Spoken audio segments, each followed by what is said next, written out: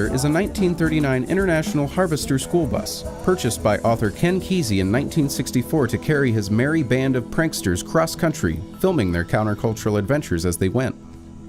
The list of participants is not entirely well documented.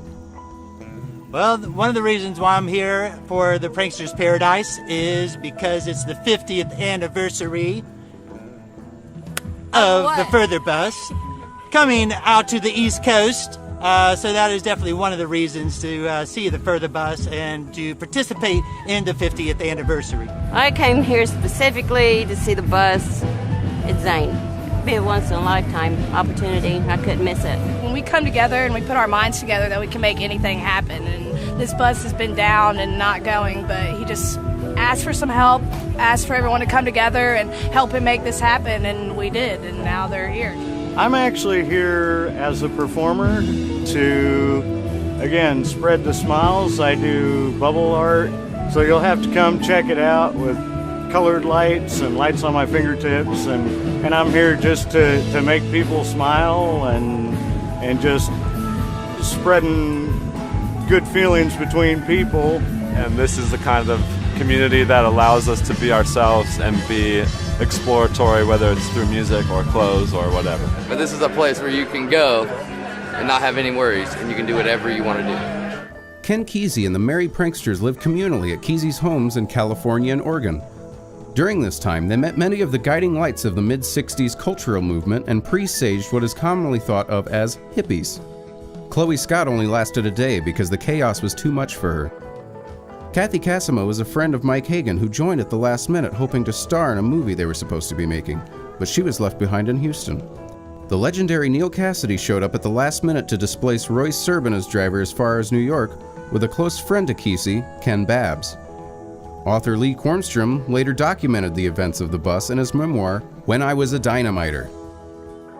On June 17, 1964, Kesey and 13 merry pranksters boarded Further at Kesey's ranch in La Junta, California, and set off eastward. The destination of the psychedelically painted bus? Destination Further was the merry pranksters' goal, a destination that could only be obtained through the expansion of one's own perceptions of reality. To accomplish this cross-country trip, the pranksters bought a retired school bus and completely refurbished it. They created numerous day-glow murals on both interior and exterior walls, and also contained a number of film cameras and microphones which the pranksters used to record nearly every second of the trip. Thus, Further was born. Also the trouble with you as a tape recorder, you waiting toad, look at you. You don't realize how much you look like this toad. From where I lay, I can see the unwinding reel. A prankster to me is just being yourself and just getting out there and enjoying life. Prankster, I mean, you're the jokester.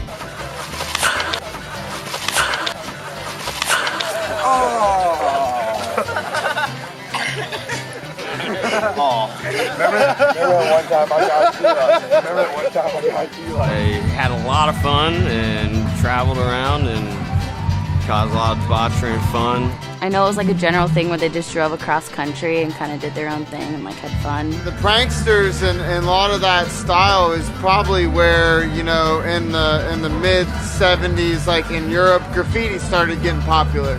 And then obviously in America in the 80s, graffiti movement is huge.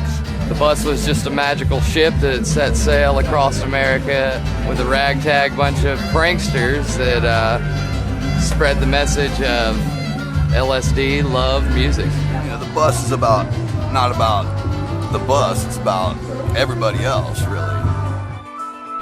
On June 17, 1964, Kesey and 13 merry pranksters boarded Further at Kesey's ranch in La Junta, California, and set off eastward. Kesey wanted to know what would happen when inspired spontaneity confronted the conformity of American society. The destination of the psychedelically painted bus? Destination Further was the merry pranksters' goal, a destination that could only be obtained through the expansion of one's own perceptions of reality. Kesey had a generous supply of then legal psychedelic drug LSD and a shoebox full of already rolled marijuana joints. They were stopped several times by the police and highway patrol, but explained that they were filmmakers.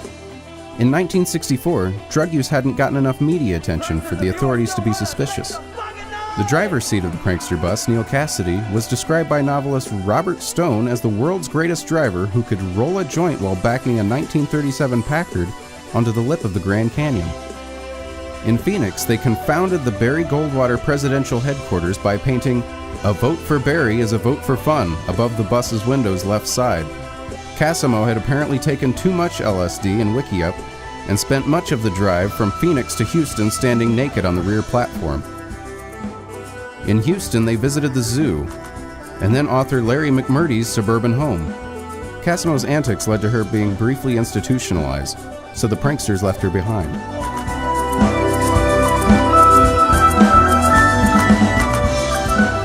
Good people that you can't trust. I don't know how many words that is, but good people that you really shouldn't trust. You start off by saying, never trust a prankster, because no matter how I try, I will eventually lie to you, even though I may not want to.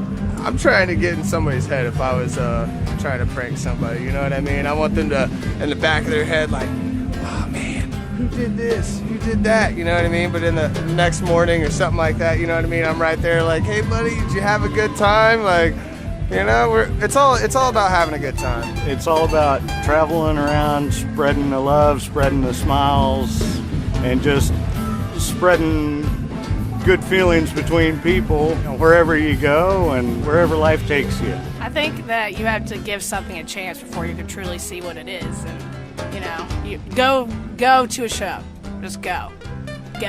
At the end of this journey, Kesey and Babs took the frustrating challenge of editing dozens of hours of film and separate audio tapes.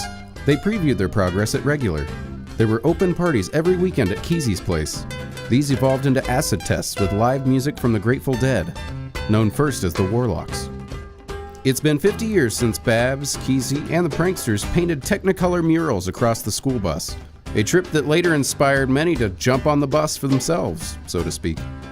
I think that it affected today's hippie community by the parents, my generation, passing on to the next generation sustainability, love, peace.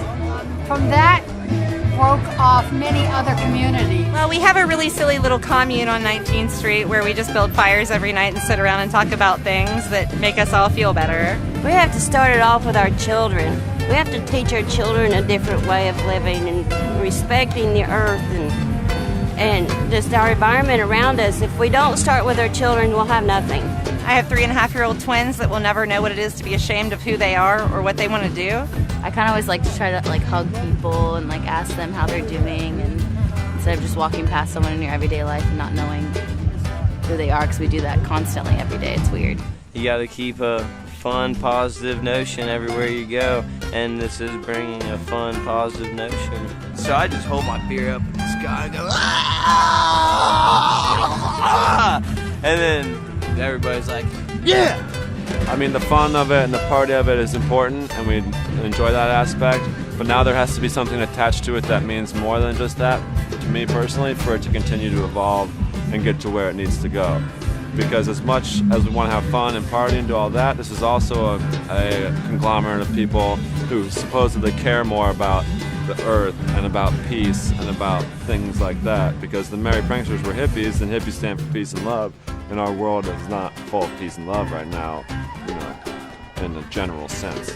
Well, when your eyes are open, you speak in a different tone, you carry yourself differently, and other people in they call Babylon sometimes, will see this, and then you just strengthen numbers when you want to clown and be a prankster.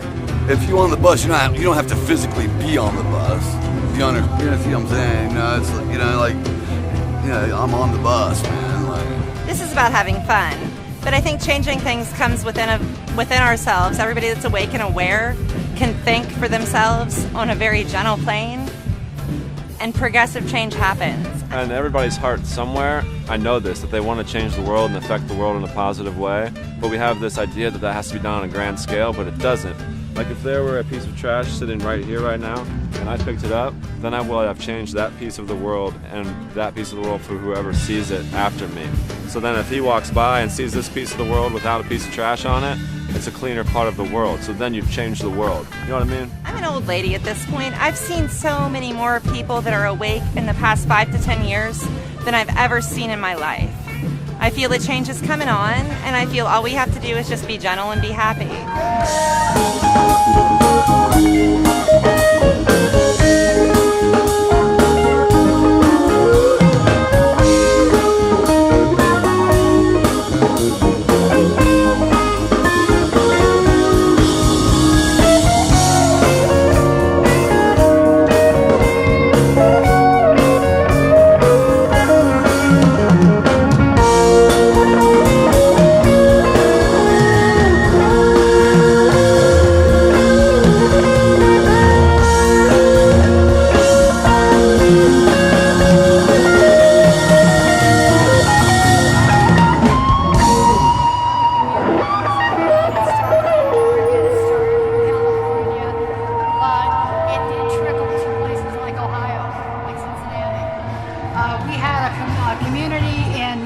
Ohio back in the 60s, and we tried to put our lives in a way that mainstream people in the 60s were not doing it. There weren't organic farms, there weren't people preaching peace.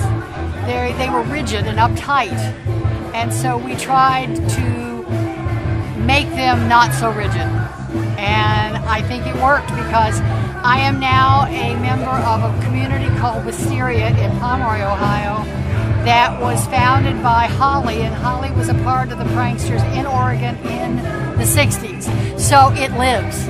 I think it's just kind of like now in the world, it's such a fast-paced way of life, and everybody's doing their own thing, that to have things like this kind of slows that down. Meet people that you walk by instead of just walking past someone in your everyday life. It's a good way to know people, and you know that someone that you walk by isn't going to be a dick because they're at a festival, they're a cool person. It's simplicity, just not getting so caught up in the stupid little things of everyday life, and going back to the roots of kindness and purity, and eradicating all the stupid shit that we have nowadays. I think there's always more we could be doing. As long as there's hate and discontent, there's work for those of us that are trying to spread love and harmony, As for the bus, it's been sitting in a swamp behind Kesey's house for years and is in ruinous condition. In 1990, Ken Kesey staged a reunion tour for the Pranksters bus. I think he's trying to just get everybody to remember that life doesn't have to be so complicated all the time, and just to bring back that relaxed feel of driving a bus across the country and stopping and reminding people of that life should not be taken so seriously, and we should remember that it's possible to do whatever the hell you want to do. If you want to drive a bus across the country, you can definitely do that. That it's still here and alive and well, and if you get other people to get strength in numbers, you're going to realize that you can do it, or it's a part of you also. Fucking come see you fucking get it, motherfucker. And you know it. Oh yeah, Red's my inspiration. That's fucking right. damn right it is. Why is Red your inspiration? Why? People like Why? Red. Right. Why? Because it gives me a good feeling that you wouldn't understand. It depends on what type of day it is and what the weather's like. Oh, the stars, whatnot. Damn good. Go, John. You know what I mean? Fucking. Not gonna hurt. He's on the same thing that we are still. He's got to sell a couple shirts and some prints and some art and whatever they're doing. It's good that 50 years later people are still doing any of it. Because the people who do know, by word of mouth, let everyone know. We're getting together. This is happening. It's a family event. Come and get your mind blown. In 1990, Ken Kesey staged a reunion tour for the Pranksters bus. Around that time, the Smithsonian started talking to Ken about how they wanted to renovate the original Prankster bus for their collection. The fact is, there was no original bus. It was always changing. They would paint it crazily psychedelic one day, then the next day it was black. Then immediately they'd paint it psychedelic again. So Kesey told the Smithsonian that there was no original bus, but the Smithsonian had to have it. So Kesey went out and bought a bus that looked similar to the original, fixed it, did the exquisite paint job, all in secrecy, and declared to the Smithsonian that he was going to bring them the bus. This was all, well, a giant prank. Kesey pushed the old bus even further into the swamp and covered it with camouflage. Now, on the 50th anniversary of the journey, Zane Kesey, Ken's son, launched a campaign on the crowd fundraising site Kickstarter, looking for a few modern-day pranksters to contribute funds to the restoration of Further, and for a chance to do it all again. 298 backers pledged $43,034 to help bring this project to life. The whole psychedelic scene came from that bus trip, said Kesey's son Zane, who then as a 3-year-old helped paint the bus. Now 50 years later, these modern-day pranksters are still among us and growing. The biggest challenge we can see is the sheer silliness of driving a 67-year-old school bus across the country.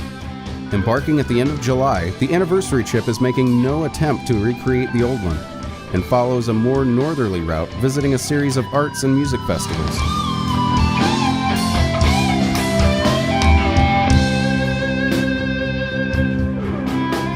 Go buy a bus, paint it, get some LSD, put in some juice, drive across the country and you'll figure it out.